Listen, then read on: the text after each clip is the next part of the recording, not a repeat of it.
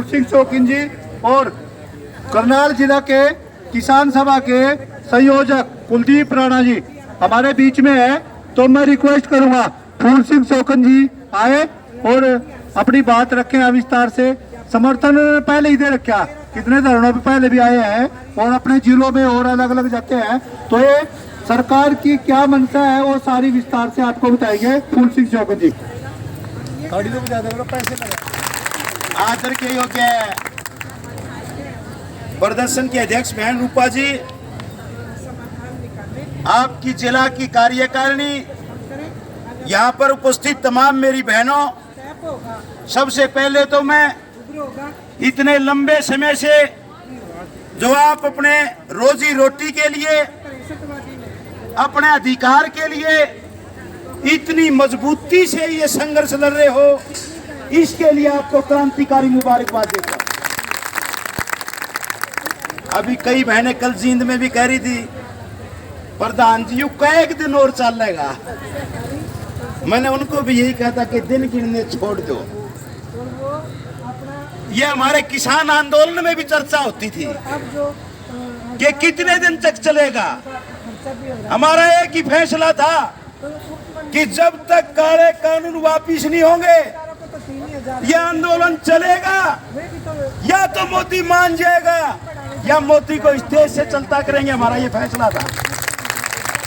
आखिरकार मोदी ने घुटने टेकने पड़े ना। आपके परिवारों में भी कुछ लोग ऐसे होंगे ये कहने वाले, ऐसी बहुत कहने वाले मिल गए ना। ऐसे भी लोग जो अधकचरे पढ़े लिखे हैं, केवल ये बीजेपी के अखबार पढ़ के ये बात कहते थे बोले कानून कभी वापिस होते हैं। कानून वापिस नहीं हुआ करते, पार्लियामेंट के कानून है, राष्ट्रपति ने दस्तखत कर दिए, ये कहा करते ना। क्या हुआ, मोदी ने कानून वापिस भी लेने पड़े और देश की जनता से माफी भी मांगनी पड़ी। माफी तो मांग ली, लेकिन किसान वर्ग ने, मजदूर वर्ग ने उसको माफ नहीं किया और ये कहा कि जब तक तो किसानों के हत्यारे टेनी को मंत्री साथ रखता है तब तक हम जमीन पे तेरे पांव नहीं रखने देंगे। और ये आज हालात जो आने वाले चुनाव है ये समय दिखाएगा, उस पर चर्चा नहीं करना चाहता। मैं ये बात केवल इसलिए कह रहा हूं कि आपको समझने की जरूरत है। आप तो बहुत ही जायज उस बात के लिए लड़ रहे हैं कि हमें इंसान मान लो, हमारे से किया वायदा है पूरा कर दो, हमें कम से कम न्यूनतम वेतन दे दो, हमें कर्मचारी मान लो, स्कूल कुशल रहे कुशल कुछ तो मान लो। कुछ भी मानने के लिए तैयार नहीं, केवल झूठे प्रोपगंडे से बेटी बचाओ बेटी पढ़ाओ का नारा दे करके हरियाणा की बेटियों के साथ इस खट्टर ने क्या कर रखा है, ये सवाल हम मोदी से करना चाहते हैं। खट्टर बहुत ही बेशर्मी के साथ हरियाणा के अंदर तानाशाही लाना चाहता है।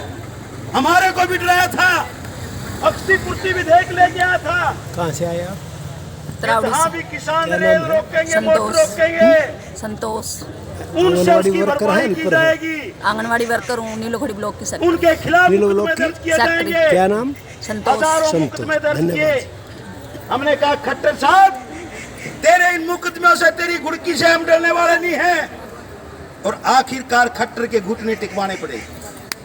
आज भी वो कोशिश कर रहा है। अरे खट्टर साहब ये तो बता दे, या उसका चमचा खड़ा हुआ कोई?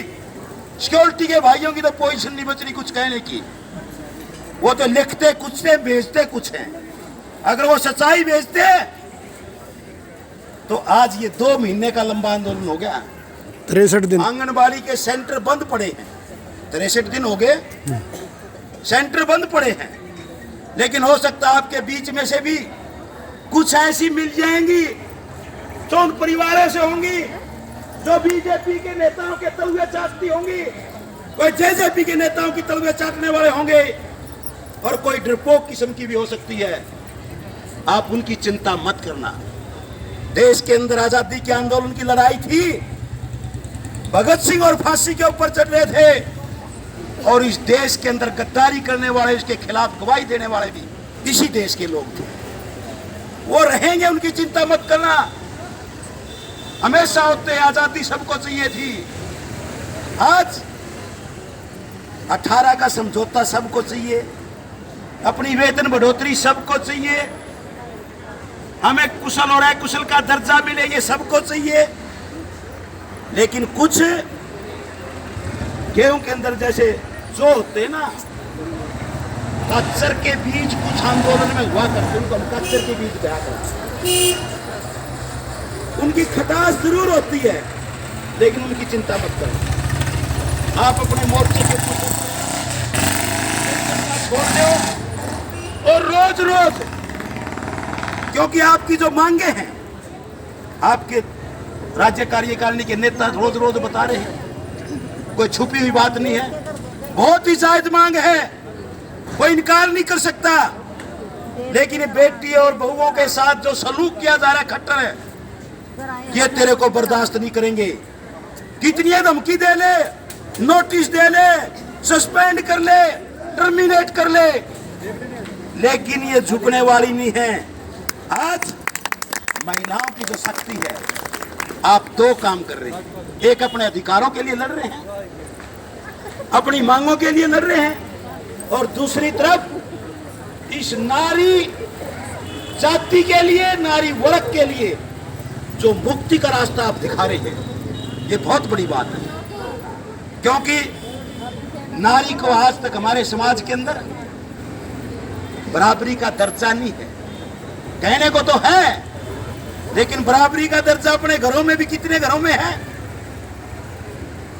उसमें हमें तो ये खट्टर और मोदी के विचार का जो हमारे ऊपर असर था कि औरत तो केवल चूल्हे चौके तक होती है, इसका बाहर निकलने का क्या काम, इसका पर्दा खोलने का क्या काम, इसका नारे लगाने का क्या काम। हम तो अपने बुजुर्गों से ये सुना था ना, लेकिन ये पहली बार हुआ हरियाणा की धरती के ऊपर, चाहे आशा वर्कर हो, चाहे मिड डे मील वर्कर हो, आंगनबाड़ी की वर्कर, चाहे हेल्पर हो, हजारों हजारों की संख्या में आकर के इस नारी मुक्ति का ऐलान किया और कहा कि हम भी अपने हक लेके रहेंगे। और उसी का नतीजा हजारों की संख्या में आप यहाँ बैठे। तो यही कहते हुए आप अपने मोर्चे के ऊपर डटे रहना, दिन गिनना छोड़ देना। और कोई ये कहे कि खट्टर मानता नहीं, खट्टर की मर्जी है, महीने में मान ले, 2 महीने में मान ले, वरना तेरी भी वही हालत होगी जो मोदी की ऊपर हुई किसान आंदोलन में। ये तेरे को मानना पड़ेगा। आपकी राज्य कार्यकारिणी का फैसला है कि 14 तारीख को पूरे हरियाणा भर की हजारों हजार महिला आंगनबाड़ी वर्कर, हेल्पर आपके करनाल में आ रही हैं।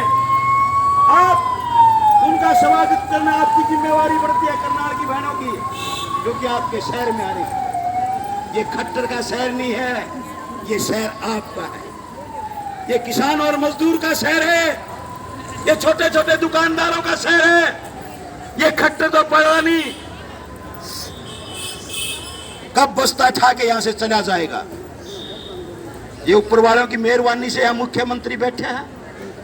मुख्यमंत्री हरियाणा के अंदर बहुत आए, बहुत गए, सबका इलाज किया। कभी चौधरी बंसीलाल कहा करते थे, हम सर्व कर्मचारी संघ के में जब आंदोलन करते थे, कि मैंने तो ऊंट की पूंछ नहीं छोड़ी थी, मुख्यमंत्री की कुर्सी के छोड़ूंगा। हाथ मसलता रह गया, ऊंट की पूंछ तो क्या कुत्ते की पूंछ पकड़ने लायक भी नहीं छोड़ा था जनता ने। यहाँ के प्रदेश के एक मुख्यमंत्री चौटाला साहब भी हुआ करते थे, वो कहता था